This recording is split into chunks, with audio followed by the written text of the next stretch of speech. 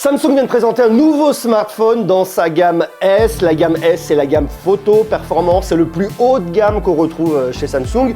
Sauf que là, c'est un S24 FE. FE pour Fan Edition. On avait déjà le S23 FE qu'on avait connu l'année dernière. Ce S23 FE était intéressant. Là, c'est une nouvelle évolution du S23 FE. Je vais donc tout vous dire sur ce Galaxy S24 FE. À commencer par le design. Le design est marrant parce qu'en fait, on reprend les codes qu'on a sur la gamme S24. Forcément, on comprendra, on a le nom de la gamme S, S24, S24 FE, avec des angles arrondis, avec des tranches plates, et puis surtout un smartphone qui va se décliner dans 4 couleurs. On a la couleur graphite, on a le bleu, on a le jaune, on a également le vert d'eau. Enfin, vous l'avez compris, ce S24 FE a tout dans S24, à un tarif un peu plus intéressant, on en parle dans quelques instants. Et en plus, on retrouve bien évidemment un smartphone résistant, avec un Corning Gorilla Glass Victus Plus, une certification IP68, résistant à l'eau, mais également à la poussière. Alors il y a un truc qui a aussi évolué par rapport à la génération précédente, c'est l'écran. L'année dernière, on avait un écran de 6,4 pouces, qui était déjà très bien. Là, l'écran va gagner un petit peu au niveau de sa dimension pour monter à 6,7 pouces. Et puis surtout, le vrai gain qu'on a, c'est la luminosité. L'année dernière, on avait une luminosité de 1400 nits, qui était très bien. Là, on monte à 1900 nits. On a un taux de rafraîchissement variable, 60-120 Hz, c'est de l'adaptatif. Puis surtout, Samsung est venu travailler au niveau des bordures. On a des bordures plus fines qui passent en dessous des 2 mm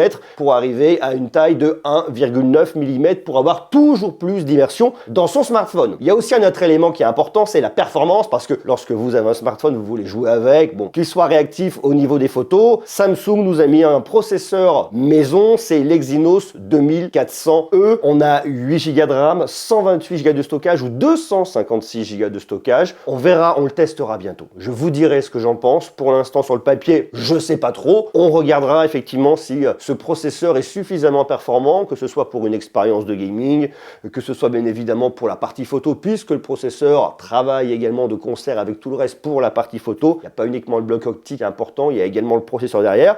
On regardera ça très bientôt, donc abonnez-vous si ce n'est pas déjà fait. Autre chose qui est importante, c'est la batterie qui s'est aussi légèrement musclée. Elle passe de 4500 mAh à 4700 mAh. Et alors, ce que nous dit Samsung, il nous dit que grâce effectivement à une amélioration globale logicielle aussi, grâce au processeur, on gagne 3,5 heures d'autonomie avec le Galaxy S24 FE. On regardera ça aussi un peu plus tard. Toujours de la recharge rapide, 25 watts filaire. Ce que Samsung entend par de la recharge rapide, pour moi, c'est de la recharge standard aujourd'hui, 25 watts filaire. Et vous pouvez également le recharger sans fil en 10 watts. Alors, ce qui nous intéresse sur la gamme S, c'est effectivement la polyvalence au niveau de la photo. Et là, on a un module photo qui est vraiment polyvalent, avec un capteur grand angle de 50 mégapixels, stabilisé optiquement, c'est normal, qui ouvre à f1.8, avec un zoom optique x2 qualité optique. Attention, ça veut dire qu'on vient zoomer dans le capteur. On zoome dans le 50 mégapixels pour arriver sur un 24 mégapixels, et puis après, Samsung fait ça, sa petite recette interne pour pouvoir vous sortir un zoom x2 qualité optique. Il faut savoir que c'est le même capteur qu'on retrouve également dans le Galaxy S24. On a également un ultra grand angle de 12 mégapixels qui ouvre à f2.2, et puis un téléobjectif de 8 mégapixels avec un zoom optique x3. La configuration photo est plus light que celle qu'on retrouve sur le Galaxy S24.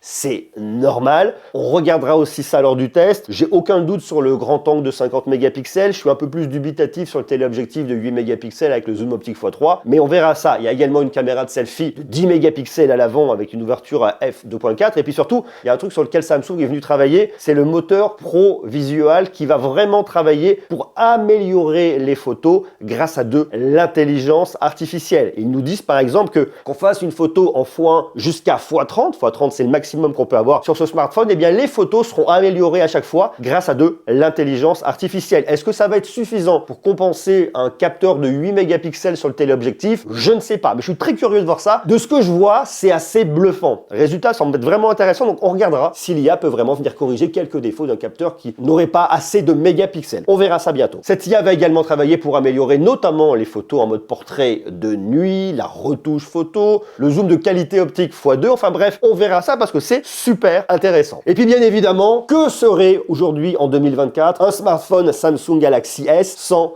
intelligence artificielle? C'était vraiment le très gros lancement qu'on a vu en début d'année avec Galaxy S24, S24 Plus, S24 Ultra. avec toute l'arrivée de Galaxy AI qui a vraiment rebattu les cartes et qui a donné une vraie dynamique à l'intelligence artificielle sur les smartphones, et bien là, il continue avec le Galaxy S24 FE, avec notamment la traduction instantanée, l'assistant message également, dont on avait déjà parlé. Il va vous aider à écrire un message, il va vous aider à formuler un message, il vous aidera également pour des réponses. Vous avez le mode interprète pour parler à quelqu'un en face à face lorsque vous ne parlez pas la même langue que votre interlocuteur. Il y a également un mode écoute qui traduira l'audio, par exemple si vous êtes dans un musée et que vous avez un guide et que vous ne parlez pas sa langue, et bien le mode interprète vous aidera et vous donnera la traduction en temps réel. Il y a également l'assistant web qui va traduire des pages dans une langue que vous ne comprenez pas. La fonctionnalité entourée pour chercher par Google, vous posez votre doigt, vous entourez, ça vous fait une recherche sur le web, c'est extrêmement simple et très intuitif. Il y a bien évidemment Gemini par Google, l'application que vous pouvez télécharger, comme sur n'importe quel smartphone Android, ceci étant dit. L'assistant note également, qui vous aidera à faire des résumés de texte, qui vous aidera à reformuler. Si vous avez pris des notes lors d'une présentation, c'est extrêmement pratique. Il y a également l'assistant retranscription, qui transcrira de l'audio en texte, et puis la traduction transparente. Si par exemple vous avez une notice de je ne sais pas quoi dans une langue que vous ne comprenez pas, et bien paf, vous l'aurez dans votre langue. C'est super malin. L'IA intervient également sur la partie photo avec de la suggestion de retouche, mais également la retouche générative. Si vous avez par exemple pris un personnage sur une photo que vous le déplacez, vous avez un trou dans votre image, il y a un élément manquant dans votre image, et bien l'intelligence artificielle va créer le contenu manquant en s'adaptant totalement à votre photo. Il y a également de l'intelligence artificielle générative. Par exemple, avec votre doigt, vous griffonnez quelque chose sur votre photo, et bien si vous faites par exemple un chat, ça fera apparaître un chat.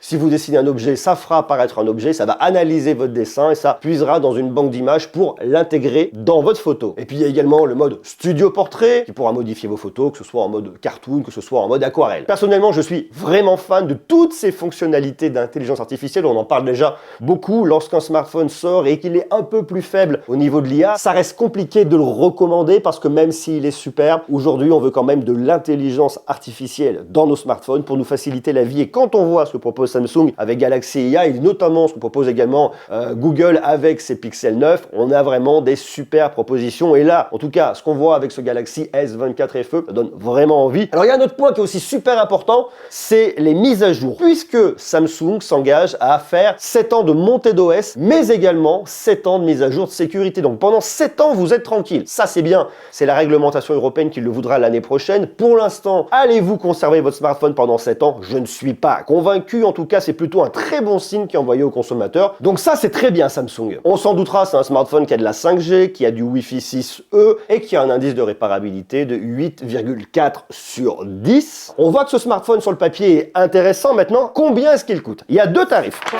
Les tarifs sont notés ici. Ces smartphones sont 50 € plus chers que la génération précédente. La version 128 Go est au tarif de 749 €, tandis que la version 256 Go coûte 809 €. Bien évidemment, si ces smartphones vous intéressent, je vous mets les liens juste en bas dans la description, et puis on en parle très bientôt parce qu'on le testera. Ce Galaxy S24 FE, on testera l'IA, on testera la photo, on testera la performance, on va tout tester. Donc bien évidemment, restez abonnés. Et puis d'ailleurs, j'ai une autre vidéo, elle est juste là, foncez la voir parce qu'elle est super cool.